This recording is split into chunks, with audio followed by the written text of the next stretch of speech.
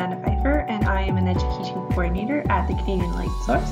I'm joined here with Tina, and I'm just going to get you to introduce yourself and tell us a little bit about you and what you do. Sure. My name is Tina Rioux, and I am a part-time secondary assessment consultant with the Saskatoon Public School Division. That's a new position for me. And before that, I guess I am a high school science teacher, and I have been working with the synchrotron for over a decade now.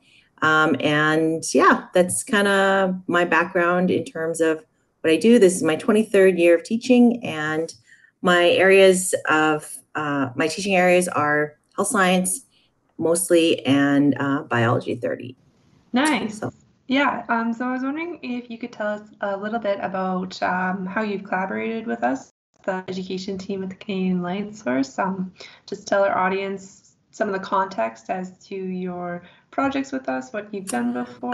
Well, I started off with attending the teacher's workshop, and this was early on in my career, in the first third of my career, and it really got me interested and motivated about, the idea even that they would allow students into this amazing facility. This was right after the synchrotron was built, and we were all aware that it was the only one in Canada. So I took my tours, and I got really excited about the possibilities there. And unfortunately, the school I was at, where I did the teacher's workshop, there weren't students that I could get on board. They weren't willing to commit the time. But I transferred schools, and the school that I went to actually had the students that were ready to do the work. And so I cautiously asked my principal if we could get going on this, and she was, same thing, optimistic that we could get something going. So it was a great opportunity. Yes, definitely. And from there, you've done numerous students on the Beamline Group, so that's exciting to hear how it got started. I was actually wondering if you could tell us about one of those groups in particular. When I started at the Canadian Light Source, this story was one of the first ones I heard about the groups. It was the one about the polymers and the different applications in Saskatchewan. So if could you just tell us a little bit about that research project and how it got brought about? Yeah, so the way that we start our student group is always extracurricular. I just have not been able to find a way to build this opportunity within a classroom setting. It just doesn't work with 35 students for me. So we actually always start the process by getting the kids to look up some science articles and find something that's interesting to them that we could actually focus on for an entire year. And so this group was like every group. This is the hardest part, when they try to find something to focus on. And one of the students sort of came haphazardly in with an article, and she said, this one's kind of interesting. It's how to use orange peels to clean up waste in water. And so the other students were like, that sounds interesting. So it kind of perked everybody's interest.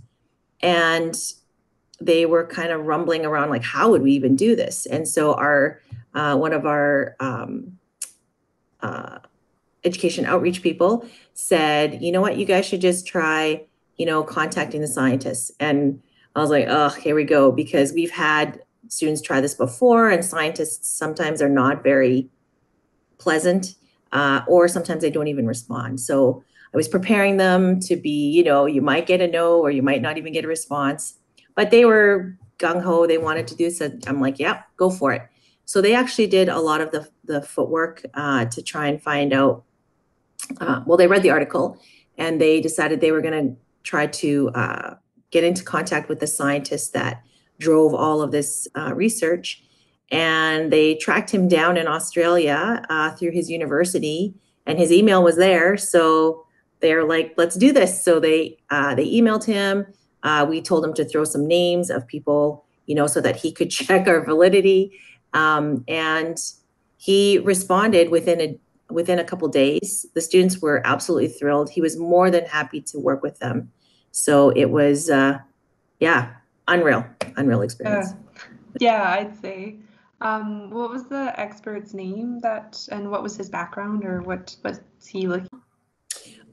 So they ended up contacting Dr. Justin Chalker, and he is at Flinders University, and that's in Australia. I have no idea what the town was anymore, but he actually runs Flinders Lab, I think it's called, and he is the associate professor there, and he is, yeah, he's unreal there. And so I think a lot of the work that they do has to do with reclamation and that kind of thing. So his background is chemistry, and he was able to give the students a lot of background on polymers as well. Yeah, I'd say that's pretty cool. Next question, can you provide us a little context as to what the project is about? What was kind of his role, or what was he able to offer to the students? Right. So the students actually wanted to know if it could absorb mercury from water, and he had been working on it already with this polymer that he created. He actually created it through not necessarily orange peels, but the derivative of orange peels. And so, because he was able to extract this, he created this really interesting polymer. But the initial polymer that he created was not suitable. He didn't want the working with it because it was maybe too toxic. So he actually had just recently created a new polymer made of canola oil. And because canola has a connection with Canada and specifically Saskatchewan, he thought this was an amazing opportunity also to connect with students. And then we actually had scientists here that could help us as well with that canola, the properties and so on and so forth. So it was a win-win for everybody. And the students were sort of following some of his guidelines. They gave him lots of questions like, what types of concentrations did they use? And so we needed to actually have a scientist do the work with the mercury, which is what they were really interested in. But because the c.l.s. has, some basic boundaries, which I think are great for students and what materials they're allowed to work with, we had another scientist run those experiments for them with the mercury, and she was able to take some of that information and use it on her beamline as well. So that was great. And the students then shifted gears and looked at the ability to take selenium out. So something that they could work with comfortably. Yeah, yeah, that's exciting to hear, especially how widespread the connection can get. So what did your students think about it with the connection and connecting with this science mentor all the way from Australia? Well, they were in touch with him a lot. I would say I warned them, you don't want to be bombarding him with questions. Let's build up some questions, maybe send him an email every once in a while. And they were really good about that. They understood, he's a busy guy. You don't want to be taking up and monopolizing all his time. So they were really good about kind of collecting the really important questions that they couldn't get answers from our scientists at the c.l.s. And yeah, he was quick to answer. He met with us a few times on internet meetings, so they were able to see his face and talk to him. They were more starstruck than anything. By the time they actually met him in those meetings, they were scared to speak. It was really interesting. But yeah, I think just because they were in awe of his work and the work that he's done, and the lab that he works at. And so a lot of the students were really interested in just, how he got to where he got as well, right? So a lot of them are trying to think about, as grade 12 students, what do they want to do next year and what do they want to do with their careers? So I think that the process was really, really amazing, and he showed them and modeled what it means to be a generous researcher. Yeah, for sure. Yeah, that's such a valuable experience for them to have, not only just thinking about their own careers and their own pathways, but to have this role model to see what real science, what a real researcher is doing. That's a valuable experience to have. And who knows, maybe years down the road they'll have someone emailing them saying, "Hey, so I have this project." That's right. Exactly. Yeah, it's pretty cool. Yeah.